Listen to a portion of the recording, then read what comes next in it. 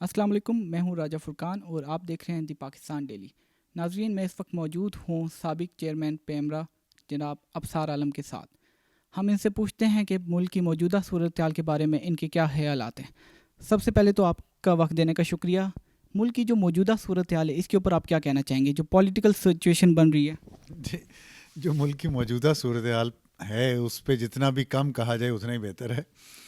تو مہنگائی بہت زیادہ ہے، اقتصادی حالات خراب ہو چکے ہیں، بجلی، گیس، پیٹرول کی قیمتیں دیکھیں کہاں جا چکی ہیں، ڈالر کا ریٹ کتنا بڑھ گیا ہے، اور ابھی گیس کی بھی قلت ہے، لوڈ شیڈنگ بھی ہو رہی ہے، بیچ میں پیٹرول کے لیے لائنیں لگی ہوئی ہیں۔ تو جو سیاسی صورتحال ہے وہ معاشی صورتحال کے ساتھ جڑی ہوئی ہوتی ہے۔ اگر معیشت بہتر ہوگی، اگر لوگوں کو روزگار مل رہا ہوگا، ان کے گھر کا کچن آسانی سے چل رہا ہوگا تو ظاہر ہے سیاسی حالات بھی ٹھیک ہوں گے۔ لیکن اگر معیشت ٹھیک نہیں ہے تو پھر سیاست بھی ٹھیک نہیں ہے۔ وہ جو بل کلنٹن نے بڑا مشہور ہے زمانہ، ایک ان کا کوٹ ہے جو انہوں نے 80s میں جارج بش کے خلاف الیکشن لڑتے ہوئے کہا تھا، اٹس دی اکانومی اسٹوپڈ۔ تو اکانومی جو ہے نا، اصل سیاست وہ ہے۔ اور سیاست یا جنگ آج کل کے دور میں ہتھیاروں سے یا تقریروں سے نہیں ہوتی۔ سیاست بھی اور جنگ بھی آج کل جو ہے وہ معیشت کی بنیاد پر ہے۔ معیشت جس ملک کی اچھی ہوگی وہاں سیاست بھی اچھی ہوگی، اور اس ملک پر کوئی حملہ بھی نہیں کر سکتا، اس پر کوئی قبضہ بھی نہیں کر سکتا۔ آپ نے دیکھا ہے کبھی کسی ملک نے جاپان پہ یا جرمنی پہ یا انگلینڈ پہ یا فرانس پہ یا امریکہ پہ قبضہ کرنے کی کوشش کی ہو یا ان کو تھریٹ کرنے کی کوشش کی ہو؟ کیونکہ ان کی اکانومی بہت بہتر ہے۔ سنگاپور ایک اتنا سا ملک ہے، اتنا سا، اور وہاں پہ کبھی کسی نے، آپ وہ بڑے بڑے ملکوں کے بیچ میں گھرا ہوا ہے، وہاں پہ کیوں نہیں قبضہ ہو رہا ہے؟ اس لیے کہ ان کی اکانومی بہت اچھی ہے، ان کے پاس کوئی ایٹم بم یا میزائل نہیں ہے، تو وہاں پہ آپ کو ہنگاموں کی اطلاعات بھی نہیں آتی ہوں گی۔ سیاست میں وہاں پہ بے یقینی بھی نہیں ہے۔ کیوں؟ اس لیے کہ وہاں کی معیشت اچھی ہے، لوگوں کا روزگار ہے، لوگ پیسے کما رہے ہیں، اپنے حلال رزق کماتے ہیں، اپنے خاندان پہ خرچ کرتے ہیں۔ یہی عام انسان جو ہوتے ہیں معاشرے میں وہ یہی کچھ چاہتے ہیں۔ لیکن انفارچونیٹلی ہمارے ملک میں حالات بہت اچھے نہیں ہیں، بہت خراب ہیں۔ اچھا، یہ ہم نے دیکھا ہے کہ ریسنٹلی عالمی مارکیٹ میں تیل کی قیمتیں کم ہوئی ہیں بنسبت، ہم ہمیشہ دیکھتے رہتے ہیں کہ جب بھی گورنمنٹ پیٹرول بڑھاتی ہے، عالمی مارکیٹ میں پیٹرول بڑھتا ہے تو گورنمنٹ پیٹرول فل فور بڑھا دیتی ہے۔ کیا آپ کو اثرات نظر آتے ہیں کہ حکومت کی جانب سے اس کے اوپر کوئی اقدامات کیے جائیں گے؟ میرا نہیں خیال حکومت کوئی اقدامات کر سکتی ہے۔ حکومت فیل ہو چکی ہے کمپلیٹلی، اور لانے والوں کے لیے بھی باعث شرم ہے، وہ بھی فیل ہو چکے ہیں۔ مجھے نہیں سمجھ آ رہی کہ ان لوگوں کو یہ سب کچھ کیوں نظر نہیں آیا۔ اور جو تیل کی قیمتیں کم کرنا، زیادہ کرنا، یہ دیکھیں نا، ان کے پاس پلان کوئی نہیں ہے۔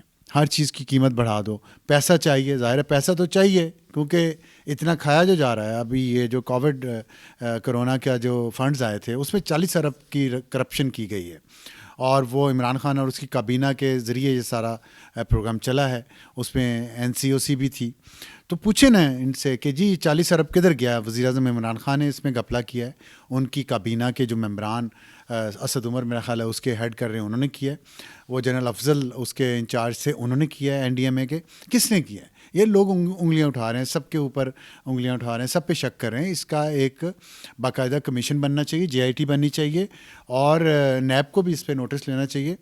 لیکن ظاہر ہے یہاں ادارہ تو کوئی ہے نہیں۔ عدلیہ آپ کے سامنے ہے، عدلیہ کا جو حال ہے، جو ایک سرکاری ملازم جا کے 17ویں 18ویں گریڈ کا سپریم کورٹ کے ججز کو چلا رہا ہے، نیب کے چیئرمین کو ایک فلم چلا رہی ہے، اسی طرح FIA کا آپ حال دیکھ لیں۔ تو ادارے تو سارے تباہ ہو چکے ہیں۔ کیا آپ کو لگتا ہے کہ اس کے اوپر کوئی جوڈیشل کمیشن بنایا جائے گا ثاقب نثار کی لیک، آڈیو لیک کے اوپر؟ دیکھیں، اس کو کہتے ہیں نا کہ can not be brushed under the carpet. یہ اتنا بڑا اسکینڈل ہے، اور یہ عام آدمی کا اسکینڈل نہیں ہے۔ سابق چیف جسٹس ہے پاکستان کا، جو انتہائی متنازع چیف جسٹس ہے، وہ لگے بھی سفارش پہ تھے۔ وہ جج جو بنے ہیں ہائی کورٹ کے، لاہور ہائی کورٹ کے 90s میں، وہ اپنی قابلیت پہ نہیں بنے تھے، وہ سفارش پہ بنے تھے، اور نواز شریف صاحب نے ان کو بنایا تھا، لگایا تھا۔ تو آصف کھوسہ بھی، دونوں جج سفارشی ہیں، اور سفارشی جو انسان ہوگا اپنے ٹیلنٹ پہ نہیں آئے گا، صرف اس کا جو ٹیلنٹ ہے وہ یہ ہے کہ ان کے جاننے والے رشتہ دار ان کو جج لگوا دیں، تو پھر ایسی کام ہی کریں گے نا جو انہوں نے کیا ہے۔ تو اب وہ ایکسپوز ہو چکے ہیں۔ سندھ ہائی کورٹ کی جو پٹیشن اسلام آباد ہائی کورٹ میں سندھ بار ایسوسیشن نے جو پٹیشن فائل کی ہے اسلام آباد ہائی کورٹ میں، وہ بہت اہم ہے، اس پہ نظر رکھیے گا. اگر بار جو ہے وہ سمجھتی ہے کہ ان کا سابق چیف جسٹس کرپٹ تھا اور وہ بے ایمان بھی تھا اور منصف، دیکھیں جو سب سے پہلے حساب ہونا ہے نا آخرت میں، وہ جج کا ہونا ہے. میرا آپ کا حکمرانوں کا باری شاید بعد میں آنی ہے، پہلے جج کا ہونا ہے، منصف کا، کیونکہ وہ انصاف دیتا ہے اور جو وہ فیصلہ کر دیتا ہے آخر سپریم کورٹ کے بعد اس کا فیصلہ صرف اللہ ہی ہے جو بدل سکتا ہے، اور تو کوئی طریقہ کار نہیں ہے. تو کتنے لوگ پھانسی چڑھ گئے ہوں گے، کتنے لوگ پھانسی سے بچ گئے ہوں گے، ان میں کون گناہ گار تھا، کون بے گناہ تھا، کس کو آپ نے جیل بھجوا دیا. یہ بڑے بڑے فیصلے ہیں، اس پہ ایک جج پکڑا جائے اس طرح کمپرومائزنگ سچویشن میں. اس کی کالز ریکارڈ ہوئی ہیں جس میں وہ بات کر رہا ہے کہ سزا دینی ہے، نہیں بھی بنتی تو سزا دینی ہے. تو یہ اتنا آسان یا عام ایشو نہیں ہے کہ آپ اس کو دبا دیں اور لوگ بھول جائیں. یہ نہ ہی 70s 80s ہیں کہ جہاں آپ نے ذوالفقار علی بھٹو کو پھانسی لگوا لی، یا وہ سیف الرحمان والا تھا، وہ بھی کال لیک ہو گئی تھی. لیکن اب تو چیزیں بہت باہر آ گئی ہیں، سوشل میڈیا ہے، ایک ٹی وی چینل نہیں ہے صرف، یا ایک کچھ نیوز پیپر نہیں ہے جن کو آپ دبا لیں گے. تو یہ بات نکل گئی ہے اور ڈیجیٹل میڈیا کے ذریعے نکلی ہے، جس طرح جنرل عاصم باجوہ کی نکلی تھی. تو میرا نہیں خیال اس کو کبھی بھی دبایا جا سکتا ہے. اس کا جتنا ڈیلے کریں گے اتنا ہی زیادہ نقصان عدلیہ کو ہوگا، یہ کہ وہ ایک انفرادی ججز کے فیصلوں کو، ان کی کرپشن کو، ان کی نااہلی کو اور ان کی سازش کو اگر وہ ڈیفینڈ کرتی ہے تو یہ سارا الزام پوری عدلیہ پہ آئے گا، پوری عدلیہ بدنام ہوگی.